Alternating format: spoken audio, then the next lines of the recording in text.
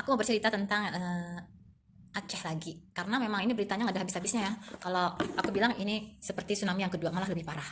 Kalau yang pertama itu kan sekali kejadian tsunami, sekali sekali laut itu menyambar sisi pantai ataupun lebih ke dalamnya lagi, itu semacam bencana alam, ya kan, bencana alam dan langsung bencana internasional. Jadi banyak sekali bantuan-bantuan dari luar negeri yang membantu para korban di tempat kejadian ya di Aceh, dan itu lekas pulih ya kan, dalam tempo sekian tahun itu sudah kembali bangunan-bangunan normal ya, kehidupan sudah mulai normal kembali, dan itu secepat kilat ya, karena ada bantuan dari pihak luar negeri. Nah, kalau yang Aceh kedua ini, kejadiannya itu bukan karena bencana alam ya, tapi ini lebih condong kepada bencana yang dibuat oleh manusia. Siapakah manusianya ini ya? Manusianya ini adalah pemerintah pejabat-pejabat yang rakus, yang serakah, yang ingin menggunduli hutan-hutannya ini demi uang, demi entahlah apakah mereka itu mendapatkan sogokan atau ingin memperkaya diri. Yang jelas rakyat tidak mendapatkan hasil apapun dari pertambangan ataupun penjualan kayu-kayu ataupun dari penggundulan hutan lah kasarannya. Rakyat itu nggak dapat apa-apa, malah justru dapatnya apa? Ketimpa musibah,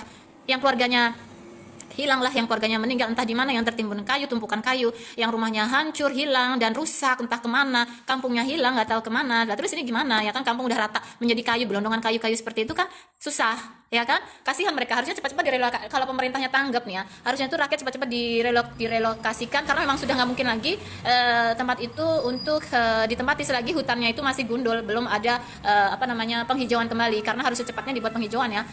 Dan anehnya aku gak habis pikir, itu orang-orang yang menggunduli hutan, yang entah itu dibuat pertambangan ataupun dicuri kayunya ya kan, untuk dijual ke luar negeri ataupun dengan motif lain ya kan, atau diganti dengan perkebunan kelapa sawit, ya harusnya itu kan harus tetap dijaga ekosistem alam.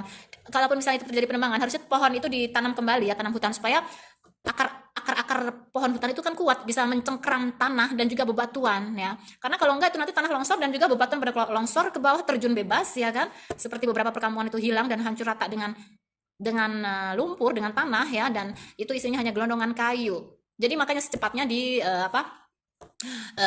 penghijauan kembali, karena kalau nggak percuma aja kalau misalkan bersih-bersih, nanti kalau hujan datang akan terjadi banjir lagi ya, banjirnya bisa sampai 10 meter ya, udah melebihi tsunami itu. Kalau tsunami kan langsung bersih, kalau ini udah bukan bersih lagi karena lumpurnya tuh mengeras sampai 10 meter. Gimana coba, tinggal atapnya doang rumah, kan kasihan mereka yang menjadi korban dari kebusukan dan kejahatan dari pejabat-pejabat yang rakus dan serakah ini ya. Dan aneh juga, pemerintah itu kok rakus juga ya, harusnya pemerintah itu fungsinya itu kan untuk melindungi rakyat, memakmurkan rakyat, membuat rakyat jadi kaya dan nyaman, tapi ini malah rakyat dibuat bencana. Kok rakyat digenosid kan, udah kayak di Palestina ya kan.